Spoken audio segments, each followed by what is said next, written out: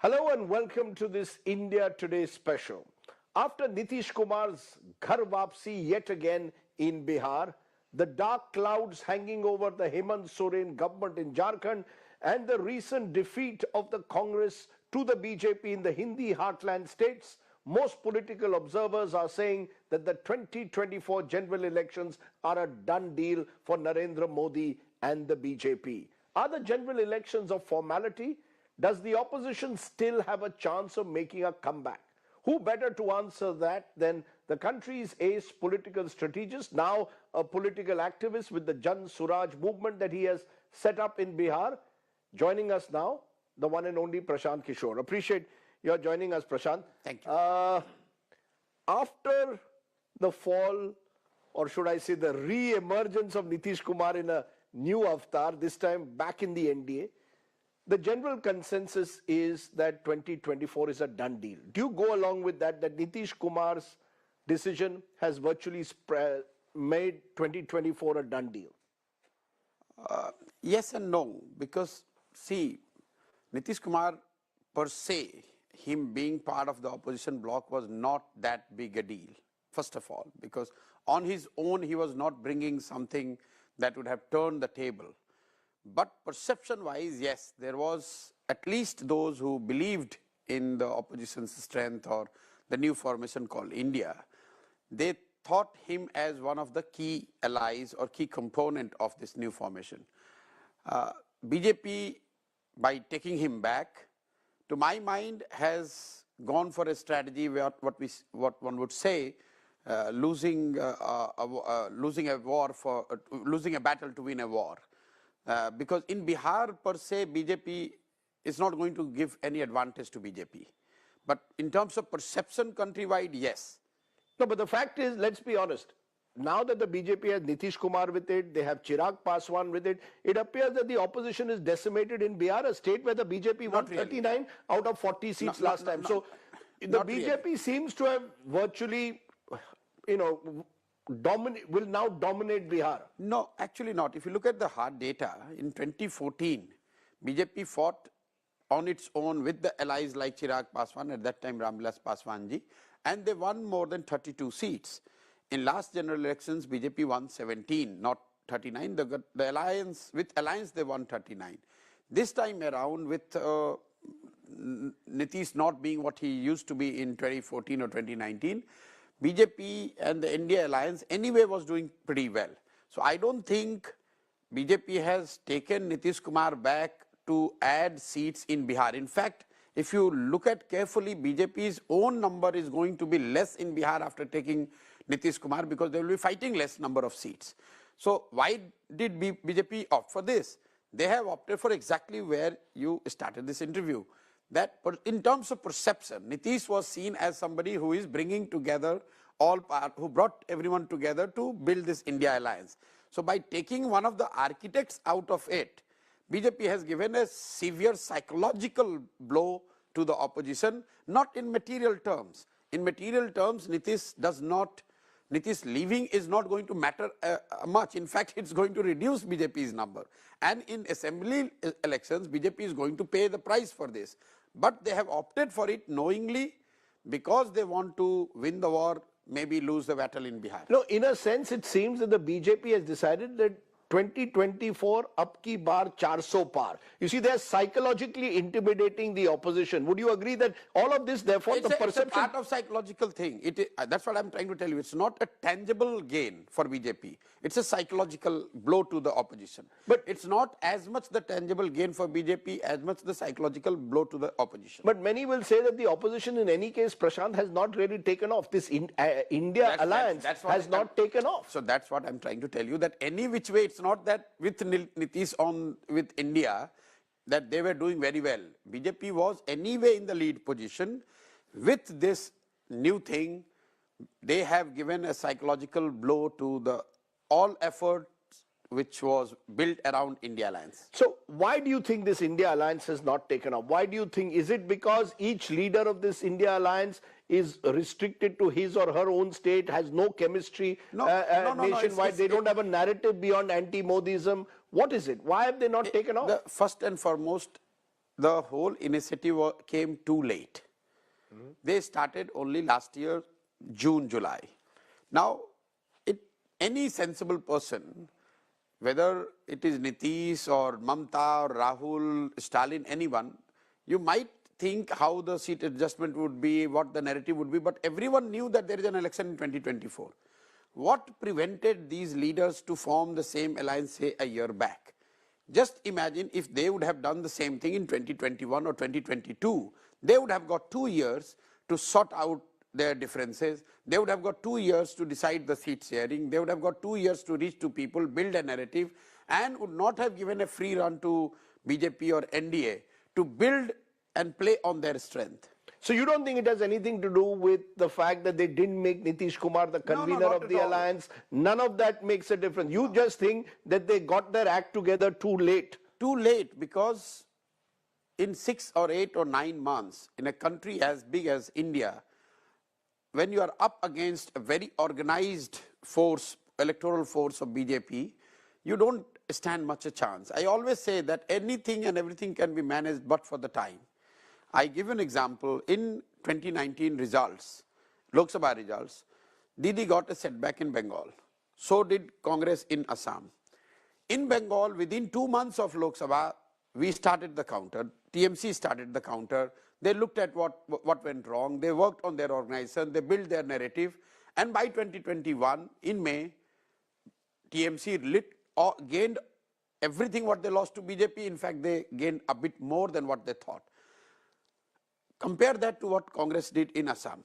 They also lost, but they did nothing. They started building the Mahagathbandhan and all their effort in Assam 3 months before the election. So obviously 3 months was not enough. So is the Congress then the elephant in the room? That so long as the Congress doesn't revive or get its act together, this whole opposition plank simply will not take off?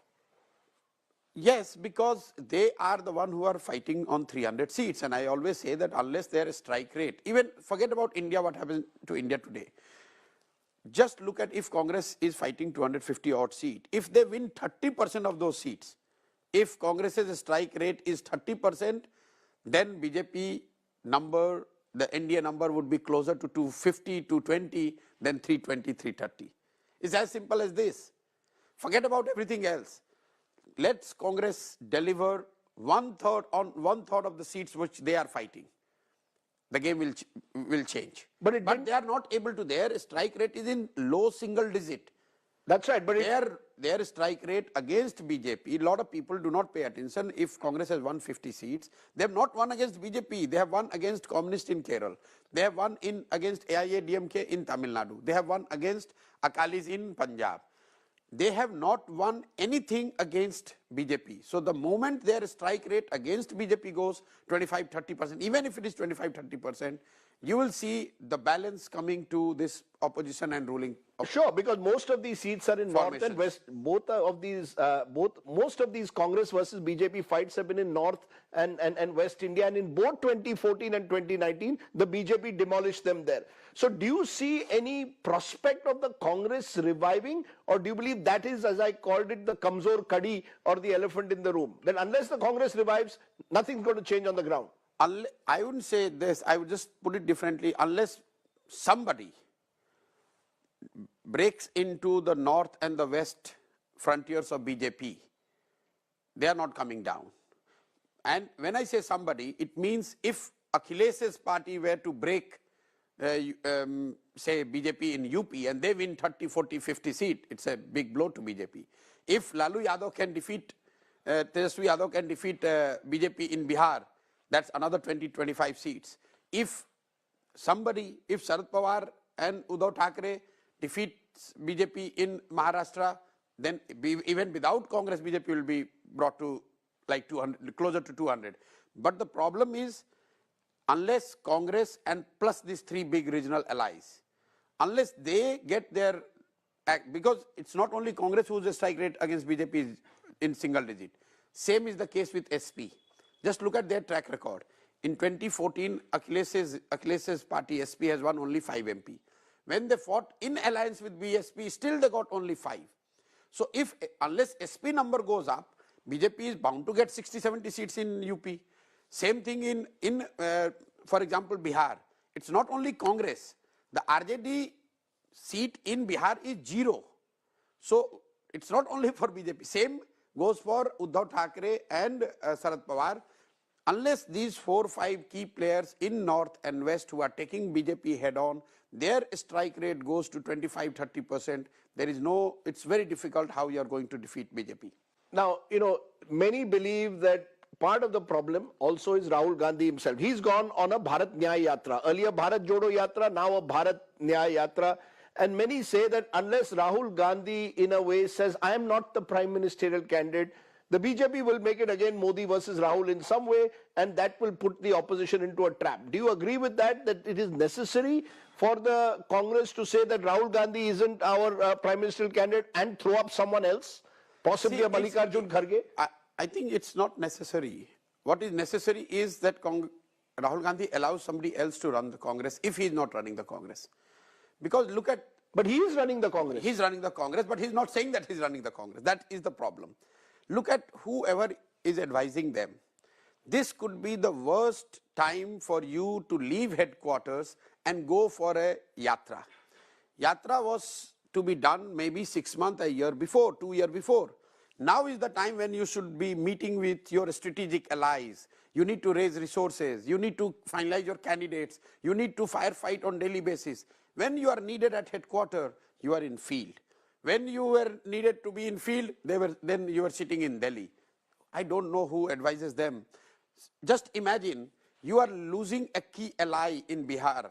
Whether he's worth his name or not, that's a different thing, but he was a key ally. Rather than being on the ground sorting that issue out, somebody like Congress President Mr. Mallikarjun Kharge, I read his statement. He said, I'm hearing the report, well, I will reach Delhi and then I will figure it out what has happened. When the deal is already done, he is, the next day by the time Kharge reaches, Mr. Kharge reaches Delhi, Nitish Kumar is swearing there as a BJP chief minister or NDA chief minister. So what I'm saying is, this is the strategic commonsensical thinking. You do not leave the commander of the army, you don't go to the field when you have to be on the headquarters. Are you saying Rahul Gandhi should step aside, or are you saying that Rahul Gandhi should be clear that if you are going to be the commander, act like a commander, yes, not be on a yatra at a time like this, be at the headquarters managing? You and I know that no decision will happen, when nothing important will move in Congress unless Rahul Gandhi approves it. And when you need that minute-to-minute involvement and his decision making, his opinion, he is in Manipur, Nagaland, he is in Yatra. I don't think this is the best use of his time. So what I'm saying is he has to be clear. It's not about whether he's a prime minister face or he's the campaign manager, he's running. I read your tweet only. If you are doing this yatra, a solo yatra, then this is the worst time to do a solo yatra. Then it should have been an India yatra. Exactly. It should not have been a Congress yatra. And if you are doing a Congress yatra, then forget about India. Because you've often said that, and many believe now that Indian elections have become presidential. 2014, 2019 general elections are increasingly about kaun banega Pradhan Mantri leadership contest. Would the India Alliance pitching a Nitish Kumar a few months ago, or a Mallikarjun Kharge now, or even a Rahul Gandhi, would that make any difference, or that's not really the issue anymore? I was asked this question on Mr. Kharge, and my answer was, whoever you pitch, be decisive, be clear. Look at the name proposal vis-a-vis with regards to Mr. Kharge. 2 allies proposed his name. He in the same meeting said yes and literally backed out. His own party did not offer a single formal statement to it. So before getting into merit whether Mr. Kharge, announcement of Mr. Kharge as a prime minister face would add value or not, you have to first realize that whether you are making the announcement or you're not making the announcement. So this indecision is killing them. Do you believe even now, is it too late now? Indecision that whether Rahul Gandhi is running Congress or Mr. Kharge is running Congress. Is Mr. Rahul going to be the prime minister face or somebody else? If he doesn't want to be the prime minister, let it be said in those many words by himself, nobody than him, that I'm not the candidate, whoever is decided. No, but do you believe that the India Alliance should have a face even now? I still go back and say if they have a face, definitely it will add value, definitely. You know, the reason Not having a face is not going to give them any advantage. the reason I'm asking you this is because while the India alliance appears in disarray, as you said, perception-wise, certainly, the BJP, on the other hand, seems to have got an extra dose of energy. They seem to be even more energized than they were before 2019 because of the Ram Mandir consecration ceremony. Do you believe that has now pushed Mr. Modi onto another level, even compared to 2014 and 19? Because now it's Ram, it's Labharti, and it's Hindutva. No, I don't think Ram Mandir thing is going to add a great deal of new vote to BJP. If it certainly has enthused the BJP's rank and file, it has given something to chat and feel good about to the voters. But I do not see this event of Ram Mandir bringing them new votes. If there is anything, it has certainly consolidated their vote. The vote is, again, the vote this time is definitely for the Mr. Modi or against him. It's not about Ram Mandir. What is the BJP's USP in 2024? Is it Ram, is it Modi, or is it Viksit Bharat? It's Modi.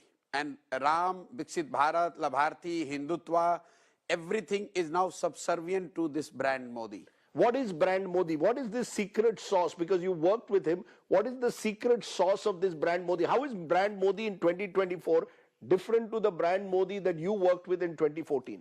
Well, Mr. Modi's strength is that he evolves, and his whole agenda also evolves every 5 years. So in 2002, he was the Hindu Hriday Samrat. By 2007, he became this able administrator who could bring development to Gujarat. By 2014, he evolved as somebody who can change India. By 2019, he evolved as somebody who can bring great pride and courage and conviction in the story of India. By 2024, he is being positioned as somebody who has brought Ram back to this country. That is how he has evolved, and everything what they do is subservient to this evolution. So the cult of Modi now is even bigger than that of the BJP. People are voting for Modi, not the BJP. Definitely, no, goes without saying. I'm not saying they are not voting for BJP, but I'm saying a bulk of the vote that is coming their way, Modi is the major decisive factor, But the delta. How will you respond to those who will say that... You go to the field and many contesting MPs would concede this, that but for Modi they would find it very difficult to win with the same track record, with same Hindutva, with same Ram Mandir euphoria, with same Labharti model. Just remove Modi, many MP candidates of BJP would find it difficult to win. Because in 2019, interestingly, CSDS post-poll survey showed that 1 in every 3 people who had voted for the BJP had voted because they said they wanted to vote for Mr. Modi. Yeah. So in a sense, without Mr. Modi, the BJP is not the dominant force, you're saying. It's like imagining Congress in 1980 without Indira Gandhi. You're saying Mr. Modi today is in the same space that Mrs. Indira Gandhi was in 1980. He is Indira Gandhi of BJP. He's the Indira Gandhi of BJP. You're giving me a nice one-liner. Yeah, but politically speaking, Sure.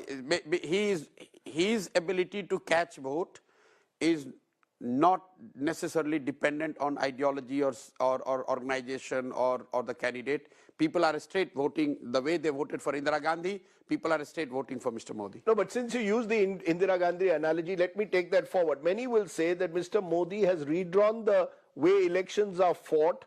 I know, see, my comparison would not be liked by both sides, but sure. I'm just making Sure. this comparison purely on this aspect of people voting directly for Indira Gandhi, same way people are voting directly for Sure, Mr. but there will be those who will say that the BJP is now, or Mr. Modi is drawing on a mix of state power, of media power and religion to overpower the opposition. So the opposition has no space in India to compete anymore. See, any leader who builds that kind of brand would have some ideological backing to his or her positioning. Indira Gandhi was also seen as Indira is India, India is Indira. She had this charisma and the control over state machinery, as we call it, in totality, be it judiciary, election commission, media, all together. So it's not that this is the first time we are seeing something of that in India. It has happened before. In between, we have seen a coalition government where this absolute control has probably gone a little down. And Also, as a society, we have evolved. Those systems are a little bit more robust than what it used to be, say, in 70s or 80s. But we have seen the abuse of power by those who have run this country, whether it was 356, using or misusing election commission and media. It's not a new phenomena per se. The extent or the degree could vary depending on who you are and who is analyzing the situation. Could choose to say, no, the earlier one was bad, but not this bad. But as a society, as a country, we have seen it. Today, opposition leaders are blaming EVMs, want us to go back to ballot papers. Others are saying the enforcement directorate is simply targeting opposition leaders. Institutions like the election commission have been captured.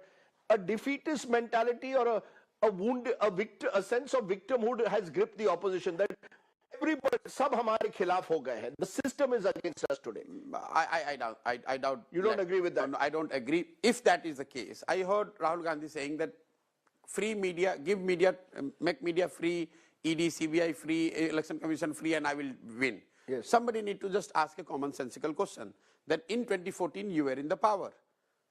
Media was very much under you. Election commission, judiciary, and entire system was under you. How did you came to 45? They argue the BJP and Mr. Modi have misused these powers that you have. They have misused state power. Rajdeep, stick to that logic, that if Congress party is losing only because of ED, CBI, election machinery and media, etc., then how did they lose in 2014? Just tell me that. So I'm saying, if you lose, whoever is in power, definitely they will use and would have some strategic advantage because they have control, they have more resource. But these advantages were with you when you were in power. Still you were defeated. You know, and BJP with all these powers, it's not that they are not losing elections. They have lost many elections in last 5 years. No, Prashant, the reason today, interestingly, Mallikarjun Kharge, the Congress president, has gone to the extent of saying if Mr. Modi wins, this could be India's last free and fair election. Well, I'm not one of those who believe, and I could be wrong, but for many years now I have been telling this, because he's not the first one. Many people have raised this issue. Arvind Kejriwal has said this many times. Other leaders have also said this. Many commentators also believe, and they say this in private also. I don't think I'm one of those who believe that Mr. Modi can completely hijack the whole system here, change the constitution, will become a dictator, and India would have no longer a democratic setup. I think we are underestimating the might and the wisdom of the common people here. Nobody, no matter how strong that individual or party is, nobody can steamroll India and 1.3 billion Indians. Indians are pretty smart. They know where to give power and where to put the brake. You have seen in last 5 years, the same Mr. Modi has not been able to win states as easily as he used to do, say, between 2014 and 2019. And if you go to villages, and I know you travel, Rajdeep, a lot, you would hear many common people saying, अरे सब power एक ही के हाथ में थोड़ी देना है. आप उससे जब पूछते हो कि भाई लोकसभा और विधानसभा में अलग अलग क्यों देते हो, आप विधानसभा में कर्नाटक में कांग्रेस को जिता रहे हो, लोकसभा में कह रहे हो मोदी को दूंगा, तो बोले नहीं, एक ही आदमी के हाथ में सबको पावर नहीं देना है. Common people have this understanding. No, is that a trend that therefore is here to stay, that the same voter who may have voted, let's say in Karnataka 6 months ago for Siddaramaiah, may well vote for Mr. Modi in the general election. Same voter who may have voted for Mamata Banerjee in Bengal 2-3 years ago may well vote for Mr. Modi. We are seeing very distinct changes between Vidhan Sabha and Lok Sabha, and they can only grow in the future. Well, this could be argued both ways. I have been telling this, that if you want to challenge BJP, this one data point should give you a lot of strength and courage and hope. Is that Mr. Modi's ability to fetch vote for himself versus his ability to get vote for his colleagues or his party. If you look at data from 2014 till now, between 2014 to 2019, the BJP's underperformance in assembly elections was roughly around 3 percentage points. That means in Vidhan Sabha only 3 percentage point BJP vote share was 3 percentage point lower than the Lok Sabha. Between 2014 to 2019, now the underperformance in Vidhan Sabha for BJP is close to 9 to 10 percentage point. 10 percentage point. So that means there are less, and this is the declining ability of Mr. Modi to transfer vote. The double engine model is therefore not working as effectively when it comes to state elections. No, when Mr. Modi is not on the ticket, the BJP It will... is that much more difficult. I wouldn't say it is not working, but I'm saying it is that much more difficult for Mr. Modi to continue getting vote for his party colleagues or his state governments who, in eyes of people, may or may not have delivered. Because one other major trend that... Earlier, between 2000 to 2019, whoever Mr. Modi wanted, he said, vote for him, I will deliver, then people voted. Sure. But if the state governments have not delivered, people are not taking Mr. Modi's word as gospel truth and voting for them. They are still giving it to him, but in the state elections, they are voting very differently. So that's one big difference between 2014-19 and 2019 to 24. The other trend which one notices is North versus South. We mentioned how North and West, the BJP's 80 to 90% seats, or they dominated 90% of the seats in Western and Northern India, Hindi heartland in particular. On the other hand, in the South and the East also, the BJP has found it much more difficult. Is that a trend also which you believe is here to stay? No, I cannot say we're here to stay, but it's very clear. It's not only North and South. East, I always say that East and South, roughly about 220 seats, is starting from Bihar. Don't count Bihar in North. In Bihar, BJP's vote share is never crossed 25%. Last time they have won only 17 MPs. So if you take Bihar, Bengal, Odisha, Telangana, Andhra Pradesh, Tamil Nadu, Kerala, these 220 seats, BJP gets only about 45 seats, despite their success in Bihar, despite their success in Bengal, despite their doing better in Odisha. But what is happening is because they are completely sweeping North and West, these 200 seats or 180 seats which are anti-BJP member parliaments, they are of no use. And hence, if Congress plus these 3-4 key anti-BJP formations, if they are able to win even 100 seats in West and North, the game will change overnight. Because then these 200 MPs who anyway are winning as non-BJP MPs, they come into play. But you would agree that at the moment it looks extremely unlikely that the opposition can win these 100 seats in West and North. It's very difficult. Very difficult. It's very difficult. Impossible? And more, I wouldn't say impossible, but more worrying sign is that BJP knows this data as much as you and I know. Probably they know more than us. And hence you see the BJP's effort and their organizational focus is completely on East and South. Look at the number of trips Mr. Modi has done to Tamil Nadu and Kerala compared to, say, Madhya Pradesh or Rajasthan. In outside election time, all his visits are to Tamil Nadu, to Kerala. Look at the effort Amit Shah puts in building Telangana and Bengal. People are not paying attention. In Telangana, BJP got 14% vote. That's a very good launching pad for a party like BJP to take on Telangana. Similarly, in Tamil Nadu, I see BJP getting into double-digit vote share this time. Make no mistake, they will, anything between 7 to 12, 15% vote is possible for BJP in Tamil Nadu. In Kerala, they are already there in around 10% vote. So while BJP is investing in their weak areas, opposition is not able to hold either their strong areas or get into the new areas where they need to work on. So I don't see any party, whether it's SP or say NCP or RJD or Congress, which is the biggest party in the North and West, investing in rebuilding, re-energizing, taking a new approach to rebuild their party in these states. You know, you've given us a nice broad national picture, but I for a moment want to look at your home state, since that's the one you've been traveling through extensively over the last 15 months, your Jan Suraj experience. As you travel, do you see a mood for change among voters? Do you believe that voters in a state like Bihar also want change, want a better life? Because one of the other distinctions between India is the India which is growing at a much faster rate, mainly Peninsula India, and an India which is growing at extremely slow rates, still has high rates of joblessness. Are these real issues before the people that lead them to believe they want political change? Rajdeep, it's a common sense. Who doesn't want a better life? It's a question of what defines better life for you. These states like Bihar, the aspirations have been crushed so low that getting 5 kg free ration is fulfilling of the aspiration. Getting 500 rupees pension is an fulfilling of an aspiration. Maybe in Karnataka you have to pay 2,500. But to say that fundamentally people in Bihar doesn't want good life is, I think, is a very derogatory statement to make. Whether it's for Bihar or UP or Odisha. you have to be in their shoes to understand what their life is, how difficult the life is. You are talking about better education, GDP, growth, this, that. People are not getting to eat. People are not, they don't have house. In Bihar, for example, the old age pension is 400 rupees. Just imagine sitting in Delhi. In 400 rupees, the poor woman or a man has to live whole month.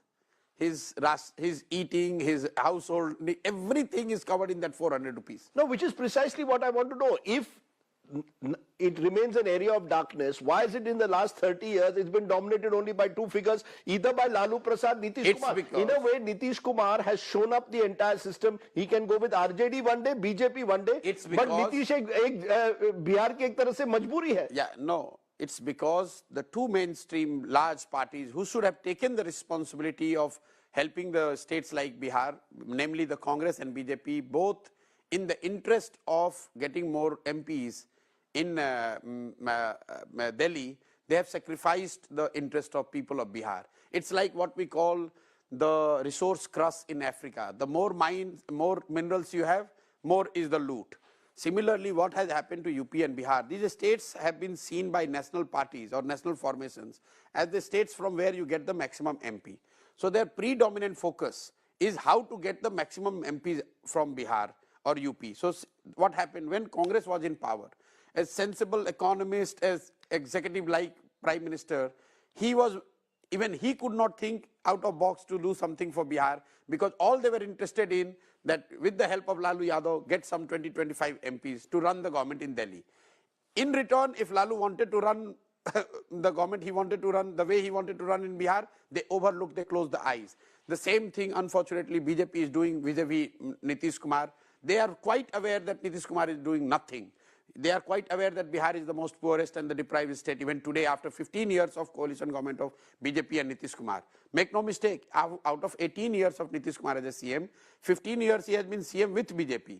But BJP is completely willing to overlook it because they don't want to take the risk of not getting that 30-35 MP seats. So they are sacrificing the interest of people of Bihar, the children of Bihar, because they want 30 seats from Bihar. But do you believe that caste-based parties or regional parties that are run around a family or around an individual like a Nitish Kumar, are they reaching exhaustion point? Do you believe a stage will come where in the next 10 years people will look for alternatives, or are regional parties here to stay? You've told us Congress you believe is on the decline, but are regional parties here to stay? Yeah, so I would make a sweeping comment that there is like a curtain wall that, from today onwards there will be no regional party, no caste-based party. It's a cycle. What goes up will come down. If BJP comes down, whoever is a strong force there, whether it is a regional party or Congress, they will gain.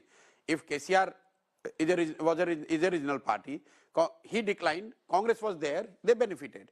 So whoever is there on the ground, whether you are a national party or a regional party, whether you are a caste-based party or a religion-based party, if you are there, you are fighting, people see yourself around, you stand a chance, because the other person who is ruling, if he falls, you are there to benefit from it. But is caste still very, very dominant? I'm not just looking at Bihar, but across the country. Prime Minister also projects himself interestingly as an OBC face. I mean, this OBC politics, Nitish Kumar tried to play caste census, it didn't really work. Rahul Gandhi has echoed caste census, not worked. And on the other hand, the Prime Minister plays the OBC card. But I'm glad you are saying at least, because for months you guys have been telling this caste census is going to be the second mandal and this and that. And I've been telling it on ground, there is no resonance to it. No resonance at all. No resonance. Why? Because in politics, you can play one thing only once in lifetime. You can't do it again and again. Caste thing once, mandal done, dusted, people who benefited, people who suffered, has done. Now you cannot redo it. Nitish Kumar tried doing it. Very quickly he realized that it's not resulting into any electoral gain. So that's why he has gone back to BJP.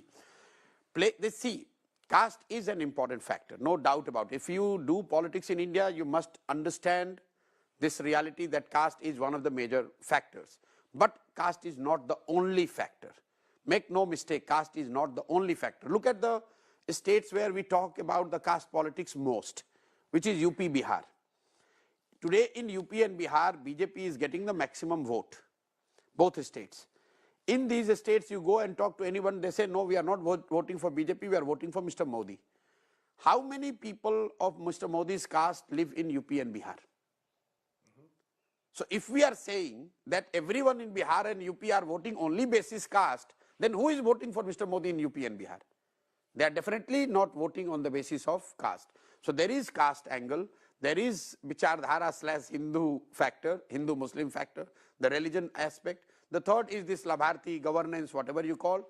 And fourth is your own electoral muscle, the organization, your ability to convert your support into vote. But what does Mr. Modi, according to you, embody today? What does he embody that, on the other hand, Rahul Gandhi does not? See, there are many, depending on who you are. You know, for many, Mr. Modi is a self-made man and Rahul is a dynast. That itself is a reason for them to go for Mr. Modi. You believe that is still there? The Kamdar, Namdar narrative still runs? Yes, I'm saying nobody can say how much, but I'm saying this, if you put 10 people in room who are voting for Mr. Modi versus Mr. Rahul Gandhi, and you'll ask, why are you voting for Mr. Modi? I'm sure 2 or 3 will say this issue, that he is a self-made man, and Mr. Rahul Gandhi is a dynast. There are 2, 3 who will say that Mr. Modi is honest, he is not corrupt, Mr. Congress party is corrupt. Under Gandhi's, they have run a corrupt government. There are third element which people will say that under him the Hindu resonance is happening. So Hindutva is there, self-made man is there, incorruptible is there, he's a hard-working, decisive person, he's bringing glory to India. All those aspects. We cannot say only one aspect. So different people find different reasons. But put together these 8, 5, 6 issues which build Mr. Modi's persona or the brand, which allows people to say, okay, for this reason I want to be with Mr. Modi. So as we come to the end, I want to look into the future. 10 years from now, Mr. Modi, who's been this dominant personality, will be in his 80s. Do you still see a Modi-centric, BJP-centric, Hindutva-centric polity, Congress declining, and maybe a new political force emerging?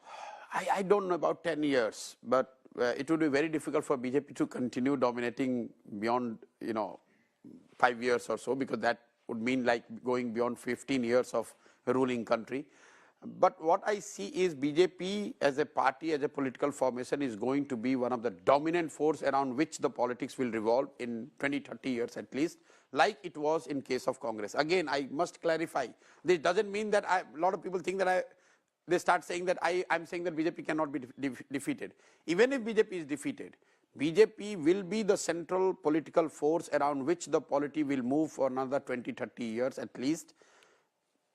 Somebody will emerge, somebody will defeat them for sure. In next 5 years could be done, could be 10 years it could be done. I don't know about the timeline and who will defeat. But no, would it be the Congress or a new political force in your view, or regional parties? No, it has to be a Congress in a new form, which... What do you mean by Congress in a new form? New leadership or new form? No, what is new form mean? Ideologically, one side is this right to center, another is the left to center. So left to center space is dominated today by Congress, and the Congress has to reincarnate itself and come in a manner where it takes the dominant vote share of the left of center, which still is bigger than right of center. So you don't see the likes of Arvind Kejriwal and all emerging to occupy that space? You remember 2, 3 years back, we had this discussion post Bengal, and I told you it's literally very difficult, because in last 100 years, this country has seen only 2 pan-India parties. It takes time. It takes 20, 30 years for you to build party, to reach the national, taking a technical national party status is not same as being a national force, national political force. So for BJP, it has taken more than 50 years. Make no mistake, they started at Jansangh, and they went to up to 50 seats, then 30 years of decline, then they repositioned themselves at BJP. That took them another 10 years for them to become a national force. So I'm not somebody who would say that Congress is going to finish. The Congress in some form or other will remain the dominant force opposing the BJP's ideology and what BJP represents. In a way, you are offering hope to Rahul Gandhi and the Congress. Stay the course. I'm not saying Rahul Gandhi, I'm saying Congress, the space, left of center. I'm saying that in this country, left of center space is not going away. And broadly, that's what Congress claims to represent ideologically. So if Congress were to regroup, re-energize, represent them, position themselves, there is a denominator.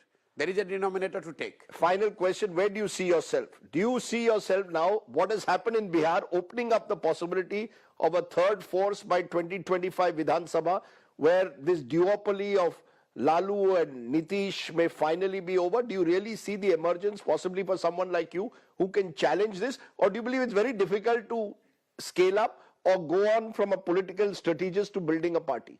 Rajdeep, I'm in Bihar for last 2 years. I'm not planning to go Bihar because something has happened in Bihar yesterday. 2 years, I have left everything and I'm stationed in Bihar, moving village to village. And what I see and what I have learned and seen, observed in the last 2 years gives me full conviction that Bihar is just there to change. And you would be surprised the kind of change India is going to see coming from Bihar in their assembly election, not in the Lok Sabha, but in assembly elections. You have to give a year because people are, as I told you, they are not looking at India. People in Bihar, they are looking to sort their issue out. And that would be reflected in the Vidhan Sabha election. So you're very interestingly telling me that in a way, your hope is that even if 2024 Lok Sabha is almost a done deal, the state elections are becoming increasingly wide open, and that's the real contestation that will take place in the next few years. If I'm in an opposition space, I would fight with all the might the Lok Sabha, but I would not lose the hope, and I would start preparing for each of the Vidhan Sabha, be it Maharashtra, be it Haryana, be it Bihar, from today, not after Lok Sabha. But what will happen? They will lose suppose they lose Lok Sabha, then 3 months they will go in oblivion, then comes the Vidhan Sabha election, then they will say there is no time left. But if, it's like the first line of fight is Lok Sabha. You must start preparing your second line and third line, and the real power, political and otherwise, rests with the state, winning the states. So that is where the hope is, and that is where opposition should put their focus on. It's interesting you're saying this because I recall in 2021 when I had interviewed you during the West Bengal elections, you had said that if the TMC loses, India could be heading towards single-party democracy. Now you're telling me multi-party democracy is alive and well, certainly at the state level. Indian democracy has not been taken over by one leader or one party. I'm saying the same thing. Unless, so long the states are, even if you lose Lok Sabha elections again and again, but so long you hold your ground in the states, India is democracy, its texture, its multipolarity are going to stay. And that is very important, that even if you are not able to necessarily win Lok Sabha, don't give up hope, fight with all what you have, make sure that you don't lose the states. Maybe there is no opportunity for you to win Lok Sabha, but you have enough opportunity to win your state. Win that and the tide will turn. Okay.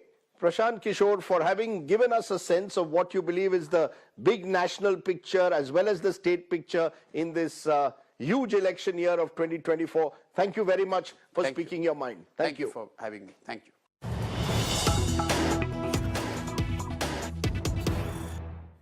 Nitish Kumar ji फिर से पलट गए, ये तो कोई खबर है नहीं, वो तो हर पीरियोडिकली 6 महीने 8 महीने साल भर पे पलटते ही रहते हैं। खबर ये है कि नीतीश कुमार ने अपने साथ साथ देश और बिहार के उन नेताओं की भी कलई खोल दी जो नहीं पलटने का दावा करते रहे। खबर ये है कि कल मोदी जी और अमित शाह के नेतृत्व वाली भाजपा भी पलट गई, क्योंकि अभी कुछ ही महीने पहले आकर अमित शाह ने यहाँ कहा था कि एक बिहार की जनता को मैं आश्वस्त कर रहा हूँ कि नीतीश कुमार के लिए भाजपा के दरवाजे हमेशा के लिए बंद हो गए। खबर ये है कि कल तक जो भाजपा जिसको बिहार में अराजकता दिख रही थी, नीतीश कुमार को हटाने के लिए जो आदमी मुरेठा बांधकर भाजपा का अध्यक्ष यहाँ घूम रहा था, आज उनके साथ वो उप मुख्यमंत्री का शपथ ले रहा है। खबर ये है कि कल तक जो उनको विकास का प्रेरणा स्रोत बता रहा था, आज तेजस्वी यादव को नीतीश कुमार में खराबी दिख रही है। उनमें वो सुस्त और थका हुआ मुख्यमंत्री देख रहे हैं। तो ये जो पलटने की बात है, नीतीश कुमार की खासियत ये है कि वो खुद तो पलट ही रहे हैं, पिछले 5 वर्षों से पलट ही रहे हैं। उन्होंने पलट कर पूरे बिहार की राजनीतिक व्यवस्था को ही पलटू मार बना दिया है। भाजपा भी 2 बार पलट गई इनके साथ और आरजेडी वाले भी 2 बार पलट गए। तो जो बिहार की जनता है उसके लिए तो अब कोई फर्क ही नहीं है, या भाजपा को देखे या आरजेडी को देखे या नीतीश कुमार को देखे। नीतीश जी के लिए ये कहा जा सकता है ना, फिर उड़ी जहाज को पंछी फिर जहाज पर आवे। 2020 का मैंडेट तो बीजेपी और नीतीश कुमार का ही था। देखिए, मैंडेट तो 2015 में उस हिसाब से महागठबंधन को था, तब भाजपा पीछे चोर दरवाजे से आकर नीतीश कुमार के साथ उन्होंने 17 में सरकार बना ली। 2020 में उसका उलट हुआ। नीतीश कुमार एक पात्र उसमें कॉमन है, बाकी कल जो एक मीम चल रहा था कि नीतीश कुमार उस आत्मा की तरह है जो जो मरने वाला नहीं है, खत्म होने वाला नहीं है, और आरजेडी और भाजपा जो है ये परिवर्तनशील है। नीतीश कुमार तो नश्वर हैं वो तो रहेंगे ही रहेंगे। कोई भी बिहार में आप वोट किसी को दे दीजिए, चीफ मिनिस्टर नीतीश कुमार होंगे, लेकिन इसके लिए जितना नीतीश कुमार दोषी है और पब्लिक उसके लिए नाराज भी है, गाली भी दे रही है, इसके तो इसके लिए दोषी क्या होगा? दोष पर बने रहने के लिए सब दोषी करते हैं। दोषी वो लोग हैं जो उनको कुर्सी पर बैठा रहे हैं, क्योंकि नीतीश कुमार को जनता ने वोट नहीं दिया है। जनता ने वोट दिया है भाजपा को, जनता ने वोट दिया है आरजेडी को, तीसरे नंबर पर वोट दिया है नीतीश कुमार को। अब ये दोनों लोग अपनी जिम्मेवारी से बचकर अपने इक्वेशन के लिए, सामाजिक समीकरण के लिए, चुनाव जीतने के लालच में बिहार की चिंता को छोड़कर नीतीश को आगे बढ़ाकर अपना सामाजिक समीकरण साध रहे हैं। में ऐसा चुंबक है कि उधर वाले इधर अरे वाले देखिए, ऐसा ऐसा है, बिना नीतीश कुमार के सबकी गलियां सुनी है। बिल्कुल बिल्कुल गलत बात है। भारतीय राजनीति ने कई राज्यों में कई समय कालखंड में हम लोगों ने देखा है, झारखंड में 5 निर्दलीय विधायकों की स्थिति ऐसे हो गई थी कि बिना उनके सरकार नहीं बन सकती थी। तो उसका मतलब क्या कि पूरी झारखंड ने मधु कोड़ा को वोट थोड़ी ना दिया था। नीतीश कुमार जी इस पूरी परिस्थिति का लाभ उठा रहे हैं, और मैंने कल भी कहा कि विशुद्ध तौर पर राजनीतिक धूर्तता कर रहे हैं, लेकिन वो ये कर इसलिए पा रहे हैं क्योंकि भाजपा उसमें सहयोगी है। वो कर इसलिए पा रहे हैं क्योंकि आरजेडी उसमें उनका सहयोगी बनने को तैयार थी। अगर भारत रत्न देने का काम भाजपा, अरे सुनिए ना, भाजपा ने कुछ नहीं किया है। अरे प्रतिष्ठा के बाद राम लहर मानी जा रही है। अरे लहर है तो फिर काहे फिर नीतीश कुमार के पीछे दौड़ रहे हो? लहर है तो उसी लहर के आधार पर लड़ लेते चुनाव, फिर क्यों इतना झूठ मूठ का बकवास कर रहे हो? गठबंधन को भी तो इन लोगों को सब। हाँ, ये ठीक बात है कि आपने ये बात ठीक कही। भाजपा के केंद्रीय नेतृत्व ने इंडिया गठबंधन को तोड़ने के लिए, राष्ट्र के स्तर पर राजनीतिक फायदा उठाने के लिए बिहार और बिहार के हितों के, बिहार के बच्चों के भविष्य को बलि चढ़ा दिया। जिस तरीके से किसी जमाने में कांग्रेस लालू जी के कामकाज को ध्यान में न देकर सिर्फ 10, 20, 25 सांसदों के लालच में बिहार की उन्होंने चिंता नहीं की। उनको इससे मतलब था कि लालू जी के साथ गठबंधन करके 20-25 सांसद हमारे आ जाएं, बिहार अगर कत्लखाना में जाता है तो जाए, दिल्ली में बैठ के बिहार के लोगों का हंसी उड़ाएं, कहें कि ये तो बड़ा पिछड़ा राज्य है, जातियों में बटा हुआ राज्य है, और वहीं से 20-25 सांसद भी चाहिए। तो जो गलती कांग्रेस ने की लालू जी को बढ़ाकर और इस बिहार के बच्चों की चिंता नहीं की, वही गलती आज पिछले 7-8 वर्षों से भाजपा कर रही है। एक मिनट, अब मेरी बात पूरी नहीं, मेरी बात पूरी करो। बनाने के लिए यहाँ पर साथ-साथ मेरी बात आपके साथ नहीं है। मेरी बात पूरी कर लेने दो, पहले भाजपा से निपट ले, उसके बाद आप मेरी बात पर आइएगा। भाजपा पिछले 7-8 वर्षों से नीतीश कुमार को बिहार पर थोप रही है, क्योंकि बिहार की जनता ने नीतीश कुमार को वोट नहीं दिया है। 2020 में बिहार में सबसे बड़ा दल भाजपा है, तो अगर आपको नीतीश कुमार के साथ भी गठबंधन बनाना है तो आप अपना मुख्यमंत्री बनाइए, और न भी बनाइए तो अगर आपका उप मुख्यमंत्री है तो जो बिहार को लेकर वादे किए गए हैं, बिहार में स्थिति, बिहार में अगर गरीबी है, पलायन है, तो उसकी जिम्मेवारी भी भाजपा को लेनी चाहिए।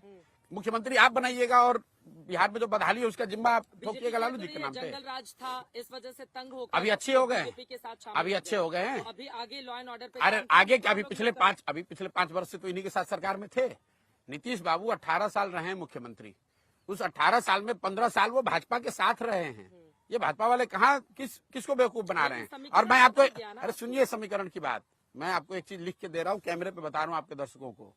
इस निर्णय का बहुत बड़ा राजनीतिक खामियाजा बिहार विधानसभा चुनाव में भाजपा को उठाना पड़ेगा। जिस तरह इसलिए भुगतेगी, जिस तरह कांग्रेस को लोगों ने बर्बाद कर दिया बिहार में, क्योंकि लोगों ने कहा कि लालू यादव की ताकत नहीं थी कि बिहार में ये कर सके, उसको कांग्रेस की मदद से लालू यादव कर पाए।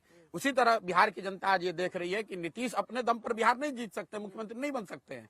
इन नीतीश कुमार को हम लोग पर थोप रही है भाजपा की भाजपा, इसलिए दोष भाजपा का है और भाजपा को इसकी कीमत चुकानी पड़ेगी। आप ये मेरा विश्लेषण रिकॉर्ड करके रखिए, और विधानसभा में भाजपा को इसकी भारी कीमत अगर न चुकानी पड़े तो आप मेरा गर्दन पकड़ लीजिएगा, और आप किसी भी सामान्य भाजपा के कार्यकर्ता समर्थक से जाके बिहार में बात कीजिए, वो कैमरे पे तो नहीं कहेगा डर के मारे, लेकिन ऑफ द रिकॉर्ड वो यही कहेगा कि नहीं, प्रशांत किशोर जो कह रहे हैं वो ठीक बात है। नीतीश कुमार के बड़े हितैषी बन रहे हैं। अरे हम कहा भाजपा की हम हितैषी, खामियाजा हम क्यों हितैषी बनेंगे? हम तो आकलन करके आपको बता रहे हैं कि ये लोगों को लग रहा है दिल्ली में बैठ के कि कोई भाजपा ने बहुत बड़ा तीर मार लिया है। तीर उन्होंने इस नाते मार लिया कि जो इंडिया गठबंधन बनाने वाले लोग थे उनको उन्होंने थोड़ा छितर बितर कर दिया। लेकिन जहां तक बिहार का सवाल है, बिहार में भाजपा की स्थिति का सवाल है, तो वो जितनी बुरी थी उससे और बदतर हो जाएगी। और मैं आपको फिर रिपीट कर दे रहा हूं, ये आपको बिहार विधानसभा चुनाव में दिखेगा, उसके परिणामों में दिखेगा। 2020 के चुनाव में एक सीट ज्यादा थी, आरजेडी की एक सीट कम थी, 74-75 पे नहीं थे। नहीं, ऐसी बात नहीं है, बीजेपी और ठीक बात है। हाँ। इनके ये तो बीजेपी इतनी बुरी कंडीशन में कहाँ है? नीतीश कुमार के साथ चुनाव लड़ती है बीजेपी, तो बिल्कुल स्वीप कर जाती है। किसने कहा किसने कहा स्वीप किया? भाई 2015 में यही अहंकार में ये लोग आए थे। 55 सीट भाजपा को टोटल आया था बिहार में, और अकेले नहीं लड़े थे भाई। उस समय भी हम के साथ थे, चिराग पासवान के साथ थे, उपेंद्र कुशवाहा के साथ थे। अकेले कभी उनका लड़ने का दम नहीं है। नीतीश जी नहीं साथ में सुन तो लो मेरे भाई, पिछली बार नीतीश जी साथ में थे तो भी भाजपा को 19.6% बिहार में वोट आया है। तो आप लोग भाजपा को बिहार में इतना बड़ा तोप दल बताइए मत।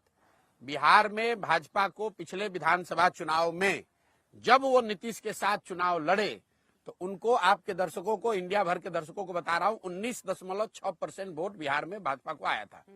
उनकी इतनी ताकत है, और वो अब और खराब होगी। नीतीश को वो चेहरा बनाकर अगर लड़ते हैं तो उनकी हालत इससे भी बदतर होगी। क्या है उनके पास? अब नहीं है तो आप वो जाने, हम कोई भाजपा आगे बढ़ा रहे। अरे भाई, अब जिसको बढ़ाना, देखिए वो उधर एक भूमिहार चेहरे को आगे, अरे वो जिसको बढ़ाना है बढ़ाएं, वो हमारी चिंता का कारण नहीं है। आपने पूछा कि कल जो हुआ है उस राजनीतिक घटना पर मैं टिप्पणी कर रहा हूं, इसका सबसे बड़ा खामियाजा भाजपा को होगा, इसलिए कि नीतीश कुमार तो पहले से ही खत्म थे राजनीतिक तौर पर। नीतीश कुमार तो पहले से ही मरे हुए सांप हैं। उसको जो भी अपने गले में डालेगा वो बैठ जाएगा। नीतीश कुमार तो खुद डूबे हुए हैं, जो उनको साथ लेगा उसको भी डुबा देंगे। कहाँ डूबे हैं? वो इधर जाते हैं तो आरजेडी वाले मजबूत हो जाते हैं, इधर जाते हैं बीजेपी वाले हो जाते हैं। किस इलेक्शन में ऐसा दिखा? किसी इलेक्शन में ऐसा नहीं दिखा। नीतीश कुमार को, आपको कुछ बिहार के राजनीति का अंदाजा नहीं है। नीतीश कुमार को 117 विधायक था 2010 में, वो घट के 70-72 हो गए, फिर वहां से घट के 42 हो गए, और आपको दिख रहा है कि नीतीश कुमार बहुत बढ़ते जा रहे हैं। तो उनको चिराग पासवान ने नुकसान कर दिया ना। अरे भाई, अब कभी चिराग ने, जब पब्लिक में नुकसान कर रही है तो कोई भी आपका नुकसान करेगा। नीतीश कुमार को आज ना उनकी कोई राजनीतिक ताकत है, ना उनका संगठन है, ना उनका वोट है। नीतीश कुमार अगर आज अकेले चुनाव लड़े तो उनको 6 से 7% वोट है, ये भाजपा को भी मालूम है। अब भाजपा ये चाहती है कि जो मुझे 20-25% वोट है उसमें 7% जुड़ जाए, ताकि हमारी नैया पार लग जाए लोकसभा में। लोकसभा में वो होगा भी। बीजेपी को कैसे नुकसान हो रहा है? बीजेपी को नुकसान ऐसे हो रहा है क्योंकि वो भी उतने ही बड़े पलटूमार साबित हो गए जितने बड़े पलटूमार नीतीश कुमार हैं।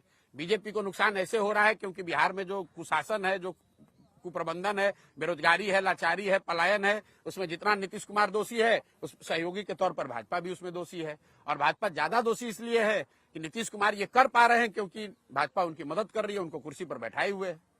लेकिन यहाँ पर अगर भाजपा अगर नहीं करती, राष्ट्रपति शासन लागू कर दो, चुनाव कराओ फ्रेश। अब ये तो मतलब आप, अरे वाह, अरे दूसरा मैंडेट का नहीं हो जाएगा। अरे बाप रे, अरे बाप रे, भाजपा वाले, और आप कह रहे हैं राष्ट्रपति शासन, भाजपा वाले कब से मैंडेट का सम्मान करने लगे? ये तो दूसरे राज्यों में सम्मान कर रहे हैं। सुन तो लीजिए, दूसरे राज्यों में पार्टियों को तोड़कर नई अपनी सरकार, अपना मुख्यमंत्री बनाते हैं, और बिहार में इतने बड़े हृदय के हो गए हैं कि अपना बड़ा दल होते हुए भी दूसरे को बना रहे हैं। तो इसके पीछे इनकी कोई बात नहीं है, सिर्फ ये है कि बिहार से 30-35 सांसद हमारे जीत कर चले जाए। बिहार का जो होता है हो देखा जाएगा। बिहार अगर क्या 2019 में जिस तरह का मैंडेट मिला था एनडीए को 40 में से 39, क्या उसी तरह का आप देख रहे हैं 2024 में? उनको बड़ी बढ़त होगी, बिल्कुल मोदी के नाम पर, भाजपा की ताकत में और विकल्प के अभाव में। क्योंकि बिहार में जो एक बड़ी जनसंख्या है वो लालू जी को, पार्टी को, आरजेडी को वोट नहीं करना चाहती है।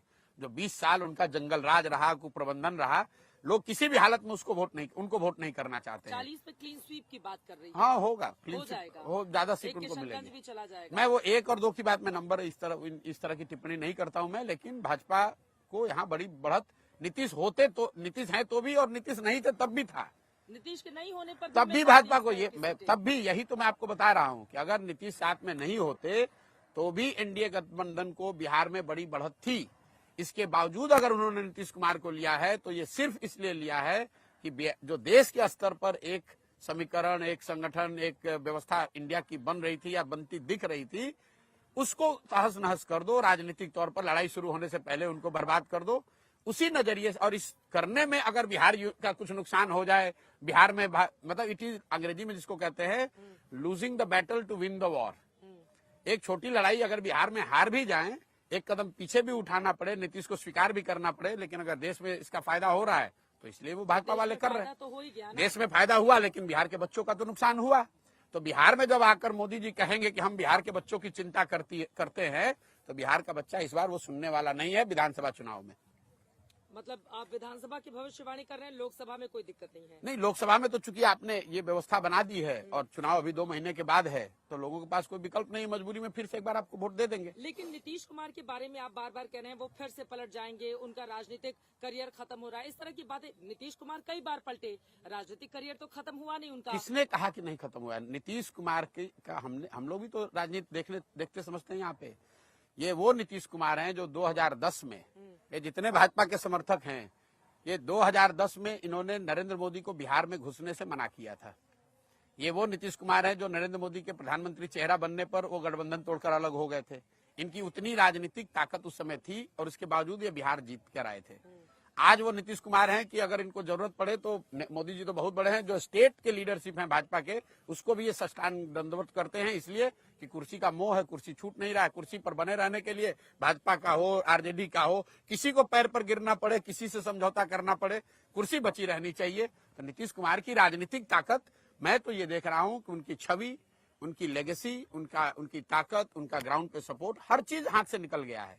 अब सवाल है कि अगर आप बहुत बड़े दल हैं, कांग्रेस इतना बड़ा दल है, 100-150 साल पुराना दल है, उनकी ताकत खत्म है या बहुत कमजोर हो गई है, फिर भी दल तो रहेगा ही। 11 करोड़ लोग अभी भी वोट कांग्रेस को पिछले चुनाव में दिए, लेकिन उनकी ताकत तो वो नहीं है जो 1980, 85 और 90 में होती थी। ऐसा लग रहा है कि नीतीश कुमार से अलग होने के बाद नीतीश कुमार को हराने के लिए या उनके खिलाफ खूब बयान दे रहे हैं आप, मतलब आपका एकदम टारगेट फिक्स है, यही है दुश्मन नीतीश नहीं, कुमार? आपका ये भ्रम है कि मैं नीतीश कुमार से कोई आज अलग हुआ हूं। मैं तो बिहार की राजनीति में मैंने एक कदम 2015 में नेता के तौर पर नहीं, एक बिहारी होने के नाते, बिहार का बच्चा होने के नाते मैंने नीतीश कुमार की 15 में मदद की थी।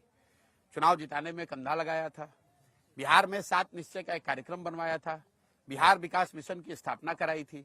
फिर उसके बाद मैं बिहार से चला गया। मेरा बिहार की सरकार और पार्टी से किसी से कोई लेना देना नहीं था। आप नंबर 2 बन एक गए, मैं बता रहा हूँ। फिर 18 में नीतीश कुमार के बार बार ये कहने पर कि भैया अब हम लोग की उम्र हो रही है, नए लोग चाहिए, आप आइए कीजिए, तो मैं आकर उनके दल में शामिल हुआ। सरकार में उस समय भी शामिल नहीं हुआ। दल में आने के बाद सीए एनआरसी के नाम पर उन्होंने गलत बयानी की, गलत एक्शन किया। पार्टी में निर्णय हुआ था कि इसके खिलाफ में हम लोग हैं। नीतीश कुमार का जो अपना स्वभाव है, जाके पार्लियामेंट में उसके पक्ष में वोट किए। हमको फोन पर ये समझा रहे हैं कि अरे हम लोग तो पार्लियामेंट में वोट कर दिए, हमको पता नहीं चला, बिहार में हम लोग लागू नहीं करेंगे। तो मैंने उसके बाद पार्टी छोड़ दिया, उन्होंने हटा दिया मुझे। फिर उसके बाद मेरा बिहार की राजनीति से कोई लेना देना नहीं है। ये घटना है 2019 की। अरे सबसे ज्यादा नीतीश के खिलाफ ही आप बयान दे अरे रहे सुन हैं। तो लो मेरी बात, जगह जाते सुन हैं, लो जगह मेरी जाते हैं, बात। अब इसे आप लोग बीच का टाइमलाइन इरेज कर देते हैं। नीतीश कुमार को छोड़ने के बाद 2 बरस तक मैं बिहार में, मेरा कोई लेना देना नहीं रहा, मैं तो बंगाल में था। 2021 में जब मैं यहाँ आया हूँ, तब मैंने ये तय किया है कि मैं एक नई व्यवस्था बना रहा हूँ, नया प्रयास कर रहा हूँ। बिहार की जनता की स्थिति को समझने, जोड़ने, समझाने, नया दल, नया विकल्प बनाने का प्रयास करेंगे। और उस प्रयास के तहत मैं पिछले 16 महीने से अपना घर, परिवार, काम धाम छोड़कर गांव-गांव में हम रह रहे हैं, काम कर रहे हैं। और जो मैं देख पा रहा हूँ, जो मैं समझ रहा हूँ, वही आपको बयान कर रहा हूँ। आज जमीन पर बिहार में अगर किसी एक राजनेता के खिलाफ लोगों में गुस्सा है तो उस नेता का नाम नीतीश कुमार है। ये मेरी बात नहीं है। और मैं अब जब बिहार में हूँ तो स्वाभाविक तौर पर मैं बिहार के मुख्यमंत्री के, बिहार के विपक्ष की चर्चा नहीं करूंगा तो केरल के मुख्यमंत्री की चर्चा करूंगा। ठीक है, तो नीतीश कुमार के इधर आ जाने के बाद अब इंडिया गठबंधन जो बना था वो क्या पूरी तरह से ध्वस्त हो गया? नहीं, ये तो इंडिया गठबंधन वाले बताएंगे, लेकिन स्वाभाविक तौर पर बनाने वाले लोग अगर उससे अलग हट रहे हैं तो स्वाभाविक तौर पर उसको झटका लगेगा और उसका फायदा बीजेपी को मिलेगा। और यही करने के लिए तो उन्होंने बिहार की बलि चढ़ाई है। बिहार के हितों की बलि नरेंद्र मोदी, अमित शाह, भाजपा ने क्यों चढ़ाई? इसीलिए कि उनको इंडिया गठबंधन को डिस्टर्ब करना था और वो डिस्टर्ब करने में बिहार एक छोटा सा बैटल ग्राउंड था, जहां उन्होंने कहा कि चलो नीतीश कुमार को साथ में लो, इंडिया गठबंधन खराब होता है। पिछले साल जून के महीने में यहीं से तो शुरुआत हुई थी ना उस इंडिया बिल्कुल, गठबंधन की। इसीलिए तो बिहार के हितों की बलि देकर, अपने बात से पलटकर, आप मुझे ये बता दीजिए कि आप लोग भी तो कल वीडियो देख रहे होंगे, अमित शाह जी जब नीतीश जी गए थे इंडिया गठबंधन बनाने, महागठबंधन बनाने, उसके बाद अमित शाह जी यहाँ आए थे, उनसे किसी पत्रकार ने तो पूछा नहीं था, वो खुद खड़े होकर हल्ला कह रहे थे कि भैया एक एक आदमी बिहार के तुम लोग याद कर लो, लिख लो, नीतीश कुमार के लिए हम लोग का दरवाजा बंद हो गया है। अब लोग मजाक कर रहे हैं कि अमित शाह ने दरवाजा तो बंद कर दिया था, खाली छिटकिनी लगाना भूल गए थे। अब छिटकिनी नहीं लगाए थे इसलिए फिर से वापस आ गए। ये आप जिस नेता की बात कर रहे हैं, इन्होंने एक मुरेठा बांधा था कि सम्राट चौधरी, कि मैं जब नीतीश कुमार को हटा दूंगा पद से तब ये मुरेठा खोलूंगा। कल बेचारे कल बेचारे जाकर उप मुख्यमंत्री बनने के लालच में अब मुरेठा और अपना सर दोनों को कुर्बान कर दिया उन्होंने। पहले तो मुरेठा खोलने वाले थे हराने के बाद, खुश दिखाई दे रहे थे डिप्टी सीएम। हाँ बिल्कुल, अब उनके जीवन का यही लक्ष्य है कि डिप्टी सीएम बन जाए बिहार का। अरे भाई कोई नए नेता थोड़े ना है सम्राट चौधरी, पिछले मंत्रिमंडल में भी मंत्री थे, कौन सा इन्होंने तोप मार लिया। इनके बाबूजी पिछले, आपके दर्शकों की जानकारी के लिए बता दूं, ये भाजपा वाले बड़ी बात करते हैं परिवारवाद की। कौन है सम्राट चौधरी? सम्राट चौधरी के बाबूजी शकुनी चौधरी कांग्रेस में विधायक मंत्री थे, लालू जी की सरकार थी उसमें भी विधायक मंत्री थे, मांझी जी जब मुख्यमंत्री बने तो उसमें भी विधायक मंत्री थे, नीतीश जी की सरकार थी तो उसमें भी विधायक मंत्री थे। आज भाजपा का जुगाड़ लगा है तो भाजपा में आके बन गए हैं। ऐसा आप लोग बात कर रहे हैं जैसे नए नेता कोई ऊपर से अवतरित हुए हैं, समाज के लिए इन्होंने कुछ किया है जिनको भाजपा बढ़ा रही है। भाजपा भी तो वही कर रही है जो दूसरे दल वाले कर रहे हैं। अच्छा, एक चीज और बताइए, नीतीश कुमार जब से सीएम बने हैं, पहले वो आरजेडी पे बहुत ज्यादा वार करते थे, लेकिन अभी उनके निशाने पर कांग्रेस कहीं ज्यादा है। इसके पीछे उनकी बदली हुई क्या रणनीति? अरे उनकी कोई रणनीति नहीं है, उम्र हो गया है, घबराए हुए हैं, कभी इधर कभी उधर। उनकी अब एक प्राथमिकता रह गई है कि भाई किस तरह जितने दिन संभव है जुगाड़ लगाकर सीएम बने रहें। इसके अलावा नीतीश कुमार की कोई राजनीतिक न कोई बहुत बड़ी सोच बची है, न उनकी कोई क्षमता बची हुई है। राजनीति का ये अंतिम दौर उनका चल रहा है। हम ये पिछले 7 महीने से कह रहे हैं, ये आप लोग को कल बड़ी घटना लग रही है। हम तो 7 महीने से कैमरे पर रोज बता रहे हैं कि नीतीश कुमार का ये राजनीति करने का तरीका है। और मैंने ये भी कहा है कि आप लोकसभा चुनाव होने दीजिए, फिर नीतीश कुमार या तो खुद भागेंगे या भाजपा वाले इनको हटा देंगे। अगला विधानसभा चुनाव, मैं कैमरे पे कह रहा हूं, अगला विधानसभा चुनाव नीतीश कुमार एज ए मुख्यमंत्री इनके चेहरे पर नहीं होगा। भाजपा का ये दम नहीं है, और अगर दम है तो भाजपा वाले ये घोषित कर दे खाली कि भाई नीतीश कुमार ही बिहार के अगले सीएम होंगे, और कह के ये चुनाव लड़ लें।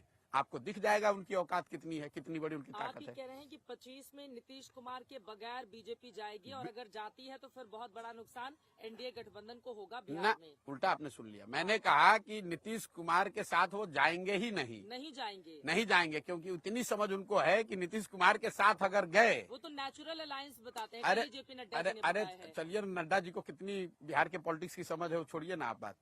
नड्डा जी के कहने से क्या होता है? नड्डा जी तो पिछले चुनाव में भी आके बड़ा यहाँ प्रचार किए थे, कई वो सीट आया, 125 आते आते दम फूल गया। नड्डा जी कहने से कुछ नहीं होता है। ये अलायंस जेडीयू भाजपा का है, लेकिन मैं ये कह रहा हूं कि मुझे नहीं लगता है कि नीतीश कुमार को चेहरा बनाकर ये अलायंस अगला विधानसभा चुनाव लड़ेगी। या तो नीतीश खुद भाग जाएंगे या भाजपा इनको हटा देगी। नीतीश के चेहरे पर अगला चुनाव नहीं होगा, और अगर होगा तो उसका सबसे बड़ा खामियाजा भाजपा को, एनडीए को होगा। और मैं ये चुनौती भी दे रहा हूं कि अगर आप मेरे बात से इत्तेफाक नहीं रखते हैं तो भाजपा के नेता, शीर्ष नेतृत्व ये घोषित कर दे खाली कि भाई अगला विधानसभा चुनाव नीतीश जी के चेहरे पर, जैसे उन्होंने 2020 में कहा था वैसे 2025 में कह दे कि अगला चुनाव नीतीश जी के चेहरे पर लड़ा जाएगा। खाली वो इतना कह के दिखा दे। आप अमित शाह जी से ये बयान दिलवा दीजिए कि, या नड्डा जी कह दे ये बात कि भाई अगला चुनाव एनडीए नीतीश जी के चेहरे पर, मुख्यमंत्री के चेहरे के तौर पर लड़ेगी, ये कह के दिखवा दीजिए आप। दम नहीं है उनका कहने का, कह के दिखाए। ठीक है। न्याय यात्रा कांग्रेस पार्टी की राहुल गांधी के नेतृत्व में बिहार में प्रवेश कर चुकी है, कितना असर डालेगी? मुझे नहीं पता, मैं तो जानते ही नहीं हूँ। तो अभी आए हैं 2-4 दिन अपनी शायद उनकी यात्रा है, पूर्णिया कटिहार वाले एरिया में है। अब वो अपना काम कर रहे हैं, हर दल को, हर नेता को अधिकार है अपना काम करने का। भारत जोड़ो यात्रा से कर्नाटक में फायदा हो गया था, दक्षिण में थोड़ी मजबूती मिली थी, लेकिन क्या इससे आपको लग रहा है नहीं, आप अगर सिर्फ यात्राओं से ही आप सीधा कोई कोरिलेशन नहीं है चुनाव परिणामों का, अगर ऐसा होता तो मध्य प्रदेश में भी उन्होंने भारत जोड़ो यात्रा की थी, गुजरात में राजस्थान और छत्तीसगढ़ में भी पद यात्रा हुई थी। तो यात्राओं का सीधा चुनाव पर असर नहीं पड़ता है। यात्रा से, पब्लिक कॉन्टैक्ट से डेफिनेटली एज ए लीडर आपको कुछ फायदा हो सकता है, लेकिन चुनाव सिर्फ यात्रा और जन समर्थन का प्रतिफल नहीं है। चुनाव जीतने के लिए, चुनाव में लड़ने के लिए आपको जन समर्थन के साथ साथ कई और बातें साथ में करनी समझ में आ रही है, लेकिन चुनाव के मद्देनजर ही तो ये न्याय यात्रा नहीं। देखिए, आप जिस मद्देनजर भी यात्रा निकालिए, यात्रा से आप अपनी बात जनता तक पहुंचा रहे हैं, जनता से जुड़ रहे हैं, जनसंपर्क कर रहे हैं, जनता कितना उसको मान रही है, और अगर मान भी जाए तो भी उसके लिए आपके पास प्रत्याशी होना चाहिए, संगठन होना चाहिए, आपकी वो व्यवस्था होनी चाहिए कि उस जन समर्थन को आप वोट में कन्वर्ट कर सकें। भविष्य क्या देख रहे हैं कांग्रेस पार्टी का? 3 राज्य अब हमारी क्या विषाद है कि मैं कांग्रेस के भविष्य पर कोई चर्चा करूं, लेकिन स्वाभाविक तौर पर जो अभी दिख रहा है, 85 के बाद से कांग्रेस की जो स्थिति है वो तो सेकुलर डिक्लाइन में है। कांग्रेस इतनी बड़ी पार्टी होने के बाद भी लगातार घट रही है। अब देश में सिर्फ उनके 3 राज्यों में सरकार बची हुई है। निश्चित तौर पर उनके लिए कठिन समय है, कठिन दौर है, लेकिन मैं उन लोगों में से नहीं हूं जो ये मानता है कि कांग्रेस देश से खत्म हो जाएगी। कांग्रेस किसी न किसी फॉर्म में देश में रहेगी। अपने आप को शायद आज नहीं तो कल, 10 वर्ष के बाद वो रिवाइव भी करेंगे, लेकिन इसका मतलब ये नहीं कि वो रिवाइव राहुल गांधी के अंदर करेंगे। 10 साल के बाद कांग्रेस पार्टी में बदलाव होगा, रिवाइव नहीं। अब फिर आप ये लोग आप ऐसे पकड़, मैं कह रहा हूँ शायद 5 वर्ष के बाद हो कि 10 वर्ष होगा कि 20 वर्ष होगा, मैं जानता नहीं हूँ। देखिए, जनसंघ 1950, लेकिन अभी तो नहीं हो रहा है। मैं आपको एक उदाहरण देता हूँ। जनसंघ 1950 के दशक में बड़ा दल था, फिर उसका पराभव हुआ, फिर 80 में भाजपा बनी, तो 30 वर्ष तक जनसंघ और जनसंघ की विचारधारा से जुड़े हुए लोग जो राजनीति करते थे वो डोलड्रम में रहे, लेकिन वो विचारधारा खत्म नहीं हुई। भाजपा के तौर पर उसका पुनर्जन्म हुआ। उसको शुरुआती 5 साल में सफलता नहीं मिली। सुन तो लीजिए, भाजपा को 5 साल सफलता नहीं मिली, लेकिन 84 के बाद नया नेतृत्व, नई तरह का प्रयास, नए आंदोलन, नया जनसंपर्क, ये सबको मिलकर उनको सफलता मिली। फिर एक झटका लगा, दौर आया 10 वर्ष का, 2004 से लेकर अटल बिहारी वाजपेयी के बाद, जिसमें उनको सफलता नहीं मिली। फिर मोदी जी के दौर में आगे बढ़े। मैं आपको ये बताना चाह रहा हूँ कि जो ये राष्ट्रीय स्तर के दल हैं, जिनके 50 साल, 60 साल, 100 साल की लेगेसी है, वो एक दिन में ना बनते हैं ना एक दिन में खत्म होते हैं। ये दौर है, इसमें उठा पटक चलती रहती है, उफान आता रहता है, कभी आपके पराभव के भी दिन हो सकते हैं। तब अभी लेकिन अच्छे दिन कांग्रेस के इतनी जल्दी नहीं आने वाले। नहीं आ सकते, इसलिए नहीं आ सकते हैं कि मतलब ये गिरावट भी बहुत लंबे समय में आई है, तो इससे उठने के लिए भी कांग्रेस को लंबा और बेहतर प्रयास करने की जरूरत है। ममता बनर्जी, उन्होंने कांग्रेस से अलग होकर चुनाव लड़ने की बात बंगाल में कर दी, तो ठीक किया बिल्कुल। अब ये तो उनका निर्णय है। मतलब बंगाल में कांग्रेस की कोई बहुत बड़ी ताकत पहले से है नहीं।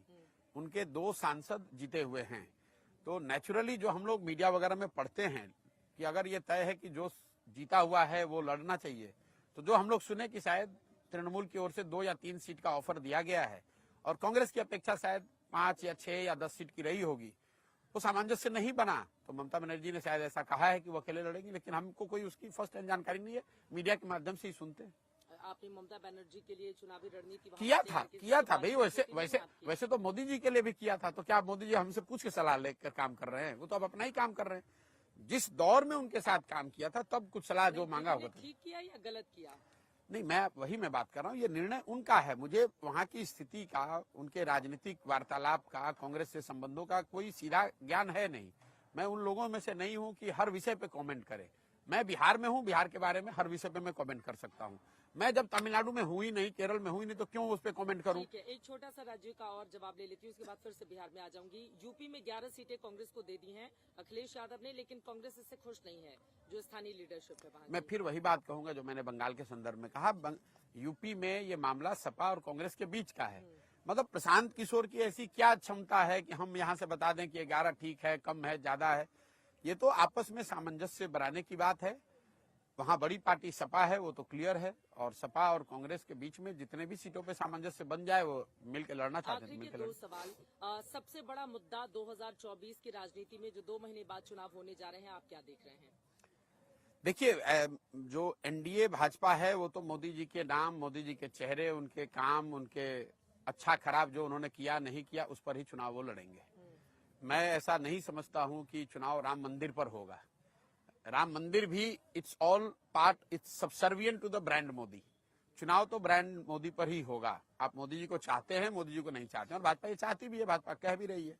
तो मैं यही समझता हूं कि मोदी की विचारधारा, उनकी कार्यशैली, उनका डिलीवरी, इस पर ही चुनाव होगा। मतलब मोदी से शुरू, मोदी पर ही खत्म। नहीं, खत्म तो नहीं, मोदी से शुरू, जनता से खत्म।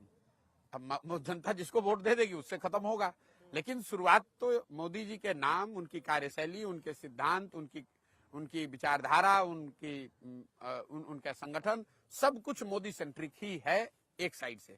दूसरे साइड से इंडिया है, जिसको कोई बहुत बड़ा अभी ट्रैक्शन कम से कम पब्लिक परसेप्शन में नहीं दिख रहा है।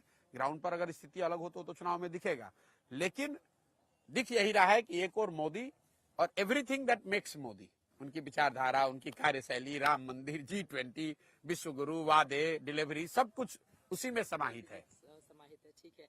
कितनी सीटें आ सकती हैं? 350 पार का नारा दे रही है बीजेपी एनडीए के लिए। देखिए, पार्टियां से बेहतर प्रदर्शन होगा। मैं आपको इतना कह सकता हूं कि जो पार्टी चुनाव लड़ती है वो तो नारा यही देती है। बंगाल में भी इन्होंने नारा दिया था 200 सीट जीत रहे हैं, आया 77। नारों का एक अपना नारों के पीछे एक अपनी सोच है, अपनी वजह है। नारों से आप चुनाव सिर्फ नहीं जीतते हैं, वो तो एक पूरे कर्मकांड का हिस्सा है। भाजपा एनडीए आज लीड पोजीशन में है, बहुत बड़ी बढ़त उनके पास है, और अनलेस अगले 2-2.5 महीनों में कुछ बहुत बड़ी घटना राजनीतिक सामाजिक न हो जाए जो उनके विरोध में चली जाए, आज के तारीख में ऐसा दिख रहा है कि they should be coming back with almost similar और बेटर नंबर्स। मतलब आप ये कह रहे हैं कि पिछली बार जो 303 बीजेपी को और 300 देखिए, ये मिली थी एनडीए को, उससे बेहतर भी प्रदर्शन मैं आपको कह रहा हूं एक बार, जो लोग भी ये दावा करते हैं कि नंबर वो बता सकते हैं, उनको कोई ज्ञान नहीं है। ठीक है। इतनी बड़ी भाजपा पार्टी है, इतना उनका बड़ा तंत्र है, इतने बड़े बड़े ज्ञानी हैं, इतने बड़े बड़े उनके स्ट्रेटेजिस्ट हैं, चाणक्य हैं। दिल्ली में बैठते हैं, उनको ये नहीं पता चला कि दिल्ली में भाजपा को कितनी सीट आ रही है। बंगाल में उनको पता नहीं चला कितनी सीट आ रही है। कर्नाटक में हवा नहीं लगी कि इतना खराब प्रदर्शन होगा। तो ये सिर्फ उनके लिए नहीं है। चाहे जो लोग भी हम लोग इस तरह की बात करते हैं, टीका टिप्पणी करते हैं, कौन जीतेगा कौन हारेगा, ये गेस वर्क है। लेकिन राह तो आसान है। मैं आपको बता रहा हूँ, ये गेस वर्क है। कोई नहीं जानता है सीट कितना आएगा, लेकिन हाँ, ये आप डायरेक्शनल चीज बता सकते हैं कि एज ऑफ नाउ, आज अगर चुनाव हो तो भाजपा एनडीए को बहुत बड़ी बढ़त दिख रही है। लेकिन 2 महीना में क्या होता है, नहीं होता है, अंतिम नंबर क्या होगा, शायद और बेहतर बढ़त हो जाए और माहौल बन जाए। अभी 1 महीना पहले आपसे पूछते तो आप कहते नहीं, बढ़त है, लड़ाई है, इंडिया है। 1 महीना में राम मंदिर आ गया, इंडिया कोलैप्स होता हुआ दिख रहा है, तो शायद इनकी बढ़त और बढ़ गई। तो आप और हम जानते नहीं है कि अगले 2 महीने में और क्या होगा, लेकिन आज की तारीख में उनको बड़ी बढ़त है। जो नंबर उनके पास पहले से है, उस नंबर के इर्द गिर्द या उससे थोड़ा बेहतर वो नंबर आता हुआ दिख रहा है।